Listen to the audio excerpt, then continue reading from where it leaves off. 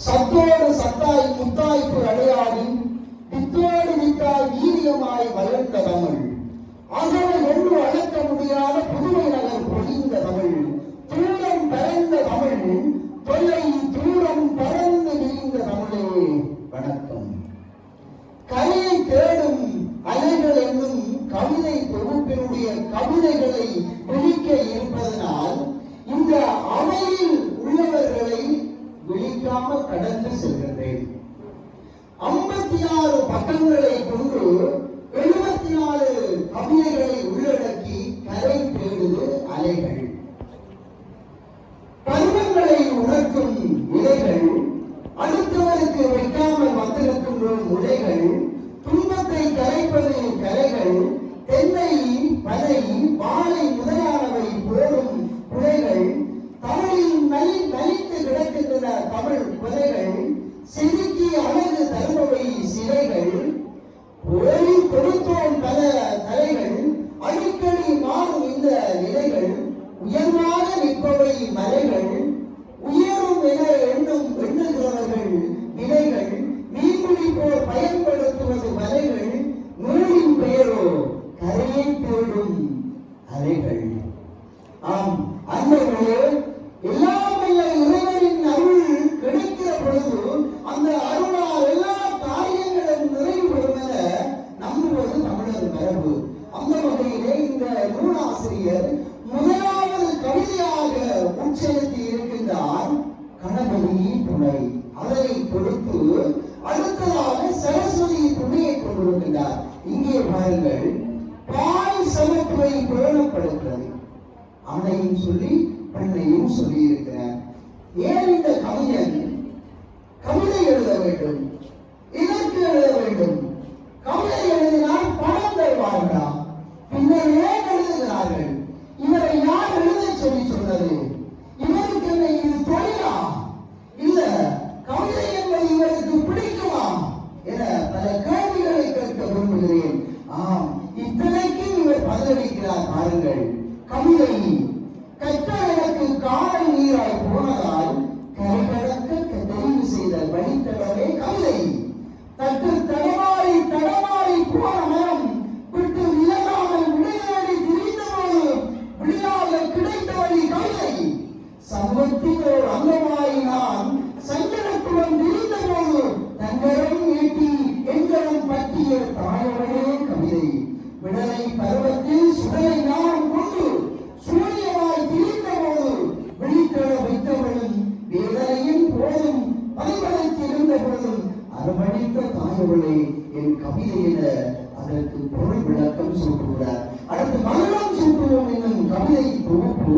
கைகளால் தான் இந்த மண்ணிலே மௌனத்தை சூட்டுவார்கள். ஆனால் இந்த கவியை சொல்லுவான், கைகளால் சூட்டுவது மௌனம் அல்ல, மனங்களால் சூட்ட வேண்டும் என்று சொல்கிறார். இறுதியாக மனதால் ஒன்றிணைந்து மௌனம் தன்னை சூட்டிக் கொள்வோம் என்று சொல்கிறார். இப்படியாக முன்னர் தோட்டா குண்டுகளால் நம்மை துளைத்தவன் பின்னர் பீரங்கி ஊட்டி துளைக்கிறான். பாருங்கள், வந்தவழி வறுமையாய் இருந்தாலும் வாழும் வழி பெருமை உள்ள வாழ வேண்டும் இம்மண்ணில். அந்த வழி வறுமையாய் இருந்தாலும் வாழும் வழி பெருமை உள்ள வாழ வேண்டும் இம்மண்ணில் என பீரங்கி துளைக்கிறான். இந்த மண்ணிலே தற்சமயம் நன்றி கூறுதல், நன்றி மறவாமை என்பதை சிந்திக்கப்பட வேண்டும். ஆகையால் இந்த கவிதை தொகுப்பிலே 2 முறைகள் நன்றி கூறுதல், நன்றி என்னும் தலைப்பில் 2 கவிதைகளை பார்த்திருக்கிறார். ஆக பாருங்கள், நன்றி சொல். வாழ்க்கையில் பலருக்கு நன்றி சொல், அதிலும் சிலருக்கு மேலதிக நன்றி சொல். பலர் உனக்கு பாடம் கொடுத்தவர்கள், சிலர் உனக்கு பாடமாகவே வந்தவர்கள் என்று அந்த நன்றியினை சொல்கிறார். இறுதியாக கவிதை நன்றி. வாழும் போது வார்த்தையால் நன்றி சொல்கிறோம், வார்த்தையின்றி போகும்போது மௌனத்தால் நன்றி பகிர்வோம் என கரையை தேடும் அலைகள். செவன்கவி துரையரசன் வார்த்த 76 கவிதைகளும் படிப்பதற்கு நம் எதிரை நோய்களால் தீட்டப்பட்ட சமூகத்தினுடைய புலப்பட்டு பார்க்கின்ற நல்ல கவிதைகளாகவே அமைகிறது. அவருடைய எதிர்காலத்திலே இவ்வாறான நூல்களை அவர் படைக்க வேண்டும் என்று கூறிக்கொண்டு இந்த அரங்கிலே கூறிக்கொண்டு நிறைவு செய்யலாம் என்று நினைக்கின்றேன். அன்பான உறவுகளே, இது ஒரு பிரதேச செயலகம். இந்த பிரதேச செயலகத்துக்கு, இந்த பிரதேச செயலாளருக்கு கடிதம் எழுதுகிற பொழுது அல்லது பிரதேச செயலகத்தில் அங்காங்கே நான் பார்த்த விடயம் பிரதேச செயலர் என்று போடப்பட்டிருக்கும். தமிழிலே அது பிழை, அவ்வாறு போடக்கூடாது. பிரதேச செயலர் என்பது செயல் அற்றவரை குறிக்கும். செயலர் செயல் அற்றவர் செயலர். ஆக எழுதுகிற பொழுது எழுத வேண்டும் பிரதேச செயலாளர். நீங்க முகவரி இடுகிற பொழுது அவ்வாறு இட வேண்டும். அடுத்து பாருங்கள், தமிழர்கள் சொல்லுவார்கள், மண்தோன்றி கைதோன்றி மண்தோன்றா காலத்தை வாழோடு முன்தோன்றிய மூத்தகுடி. இது பொருத்தமாயிருக்குமா? மண் தோன்ற முடியாத காலத்துல மனிதன் இந்த மண்ணில் இருந்திருப்பான், சாத்தியமே இல்லை. இது ஒரு பொய்யாக இருக்கும். ஆனால் இதற்கு முன்னர் சொன்ன வசனத்தை பார்க்க வேண்டும். பொய் அகல நாளும் புகழ் வைத்தல் எண்ணியப்பாம் வையகமே வயந்து ஒளிநீர் கையகல கைதோன்றி மண்தோன்றா காலத்தை வாழோடு முன்தோன்றிய மூத்தகுடி. அது என்ன? கல்வி தோன்றுவதற்கு முதல் மனிதன் தோன்றுவிட்டானா? இல்ல, கல்வி என்பது இங்கு மலையை குறிக்கும்.